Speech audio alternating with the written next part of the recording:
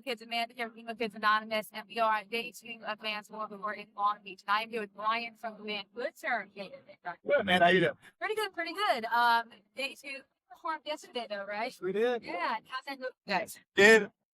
For a band like us, our first time here, one of the smaller stages, a bunch of web paper bands not playing at the same time as us. I was just like, man, I hope anybody's coming to see us. And when I turned around, I was surprised. The crowd was, they were Yeah. people all over singing along like new song we just put out. Mark Ball, yeah. Jumping with it. It's singing along right away. They were jumping back, jumping the front. They were singing along. It was good. That's amazing. And you guys are also going out on tour. Start, right? Technically, yeah. Highway to Hell Yeah. It's Hell Yeah, brother. You know it. Yeah. Yeah, the first date of the run is August 9th. Okay. All right. So is this your first headline tour? Or is it what? This is like two Like two. of our Okay. first head. Yeah, we did a Highway to Hell Yeah, brother. It was like 6 weeks full U.S. except for the Pacific Northwest road. Now we're gonna run it back. We got stateside. Yeah, so yeah. So, with your stories, a lot of people have been all familiar. So, they're from LA, and you all were longtime friends. You're all tight kids in some sort of way. But it wasn't until 2018, right? You really friends. Yeah, you all are from the East Coast, so we grew up together on the East Coast. Really? We were in some bands, and we were from them too, but those had all dissipated. We all went up to LA separately.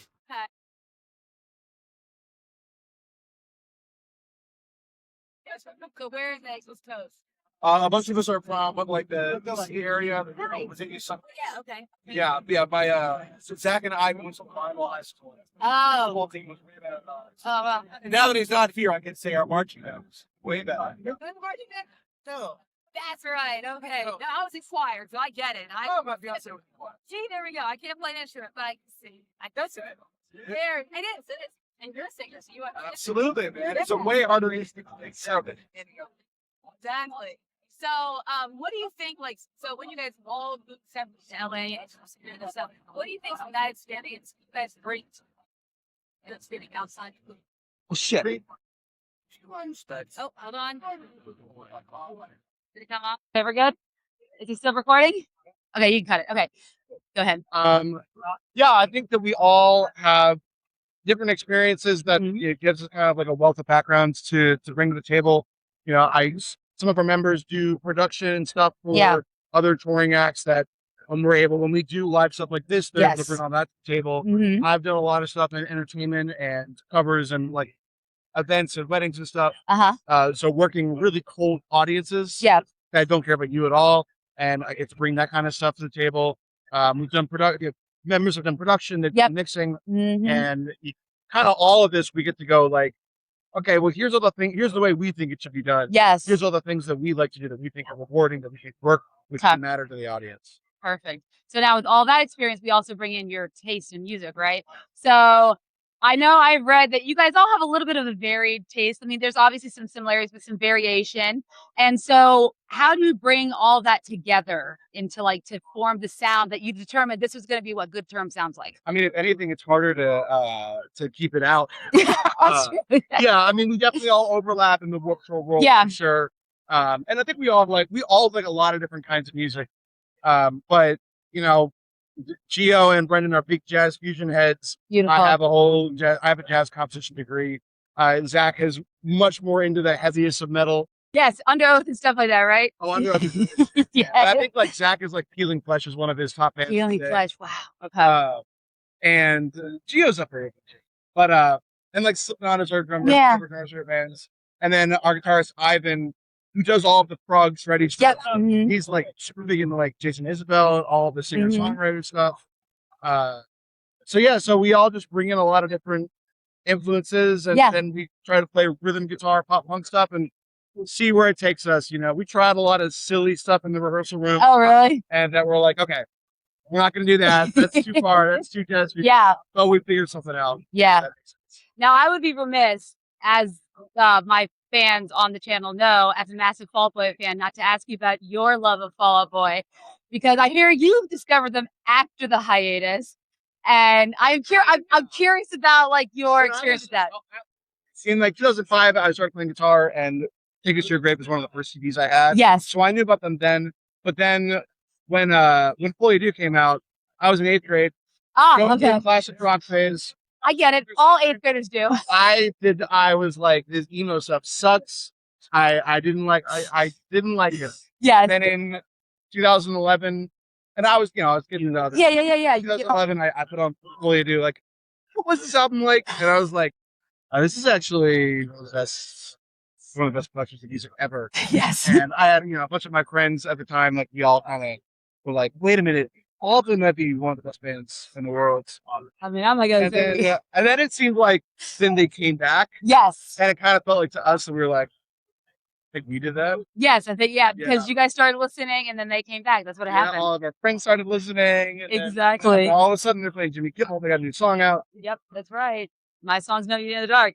And it's interesting because, when we first heard about you, Rob's like, I think you like this band because it kind of sounds like Patrick Stump. And I was like, oh, this sounds like, yes, Patrick Stump, Jones 3, which is a compliment to you, because I think he's one of the most amazing voices out of, So that's compliments to you. And so I was like, this is exciting. But since you are a, Fall Out Boy fan coming from post hiatus, I got to ask this. What is in your opinion, your most controversial Fall Out Boy opinion on their discography? Go ahead. Well, so to clarify, it's the first 4 records. Yes. 2011. Yeah. I listened to Fully Do. I'm like, we go back. When Save Rock and Roll came out, I was like, this is not aimed at me. When American Beauty, American Psycho came out, I was like, this is not aimed at me. No, yeah. And my thing, I know this is controversial. Yes. I want to go on record getting these points. Yes, go ahead. The entire time, I was like, my boys are doing something. That's right. I mean, they might make something I'm like, truly again coming up, but like, I don't think that they're doing they're not selling out or anything. All of this doesn't sound like the radio to me. Thank you. They're doing their own thing. They're doing MANIA, even if it's not a thing. Here it is. Okay, yes. Cut the list. Okay. Young and Menace. When Young and Menace came out, I was like, hell yeah, this is sick. This is the sickest thing they've done post hiatus. Everyone's gonna love it back. This is gonna be fucking awesome.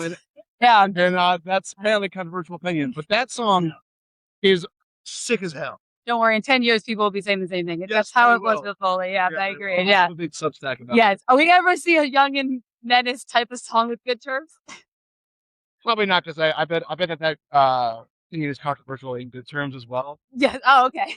Sure. But I think one of the things that I like about it so much is the way that it blends the different genres while having such limitations. Yeah.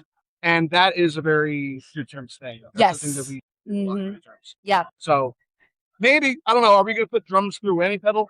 Maybe not. Maybe not. But, But are we going to try to pull from other genres? For sure. Yes, for sure. Which takes me to my next question. So obviously Hard Call is your new single, which is an awesome song.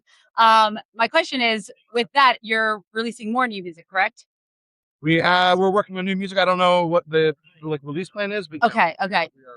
We are working on new music. Okay, gotcha. So with the new music, is there a certain direction? So when you talked about Hard Call, you said it was the perfect representation of all of your different interests and all of your different talents that you each bring to the table. That's how you guys felt. So do you still feel like that's how you're going to try to bring with the next music that you're producing? Yeah, I wouldn't say everything that we're working on sounds exactly like Hard Call. Okay. Hard Call, goes into R&B, kind of. It has, yes, it does. Yeah. Thing. I love it. Everything we do is like doing that.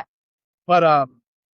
But I would say that the idea of we're trying to double down on all of these different things that I feel like have been the most rewarding for us and our audience. Of course. Okay. We're just trying to do all the things that have been the sickest to play and see the mosh pits. I love it. Now, it looks like we have to wrap up here, but I have one more question for you. So I know when you released Hard Call, you also had a hotline for people to call. Yeah. And it actually had a voicemail. Did anyone leave you actual messages? Okay, what was the weirdest one? I got to know. If you could recall, what was the weirdest message you received? Oh, well, there was one guy who just was singing a song. I didn't know the song. He just sang. He didn't have any. He didn't say "love good terms." He didn't say "here's a tough decision." He was just.